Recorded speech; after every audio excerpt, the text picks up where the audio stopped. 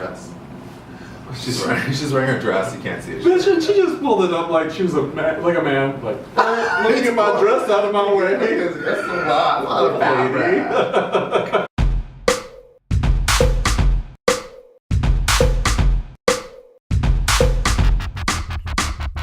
What would we do without the gay boy? What would we do? What would we do? Welcome back. Happy Monday. Happy Monday. We are here for you today. Every Monday, thank you for tuning in to the podcast, to the YouTubes, wherever you get us. Spotify, iTunes, whatever. And P.S. thank you for messages of saying you're watching and you're enjoying. I think we got just very few hate mail, so that's good. Yes, we did. We didn't get, but you were deleted, so goodbye. But for those of you that are tuning in, thank you so much. We're glad to be part of your day, part of your week, part of your life. Period. Yes. And we are here for you. We are here for it. Yes. So thanks. So today we are going to talk about a show that has come back. That's everyone is loving. I've heard about Queer Eye for the Straight Guy. Queer Eye. And so I forced Delon to I was like, we gotta talk about this on the show. You're right. Because it is such a, honestly, kind of like when we covered RuPaul's Drag Race finale this year, it too has become a phenomenon. It really has. Among everybody. They do LGBTQ people and makeover. It is, in this dark, dark world that we're in right now, a little bit of light. To me, when I watch it, it's a little bit of light that there is change. So how much do you hate it? He knows me so well. I know you can feel me. Yes, bitch. Oh, girl, she knows me so well. I don't hate it, but she has some critique. Oh, you know what? Let's start with the critique. The critique.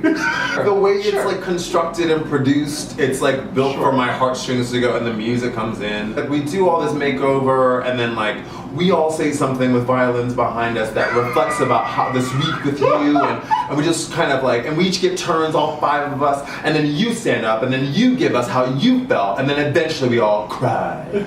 And so that's one of my major critiques. But of course, then you have someone like me, super emotional, who's literally crying for each one of those five when they talk. I'm that bitch who's don't remake shit.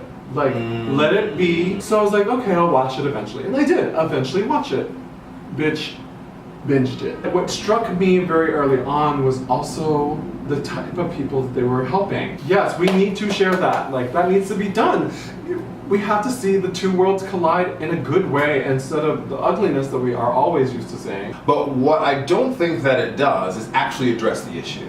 I don't think that it actually changes anything. And I think, to your point, all I'm going to say is that show is not meant for that, but what they are doing in part of their purpose is to shed the light. I'm uncomfortable with how easy it is, but I agree with you. It's worth it to address. The first episode of the second season is an episode where they make a horror woman, and she has a gay son, and she's very, very religious. And the son had grown uncomfortable with that. That whole episode, girl, I almost lost it. That's your life. And I immediately I watched it and told my mother to watch that episode. And she finally did. And what'd she say? And she's like, I totally related with her. And I love my sons no matter what. So I'm appreciative to the show for having an episode that literally hit home, couldn't have hit home harder.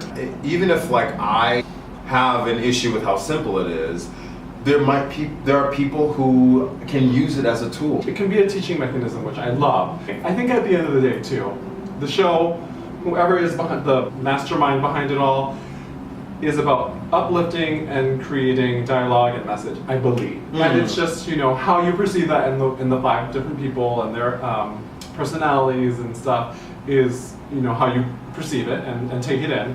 Email us and let us know your thoughts on Queer Eye. If you think I'm totally off because it's not that I hated it, I just had some critiques. And I love it, so whatever. Yeah, email us at agendabegay@gmail.com with your opinion. And you can also hit us up on Instagram at chic_chanteur at thedelon.com over here. And I mentioned that because I'm going to tag all those guys on this. I'm uncomfortable. No, it's fine because you can tell us what you think. Yes. And it's also, I think you're all very sexy, and I have sleep with every one of you. I promise. Agreed. But, you know, it is our opinion and we're just kind of sharing that. And it would be nice to connect. Yeah, I love that. So there's that. Thank you for watching, listening. Yes. We love you. Remember to subscribe. Yes, Subscribe. And we're here every week, every Monday, giving you a new show, hopefully a new topic. Oh. We try. Or we might rehash some old ones because these are juicy. Yes. Yeah. And until next time, This has been Whose Agenda?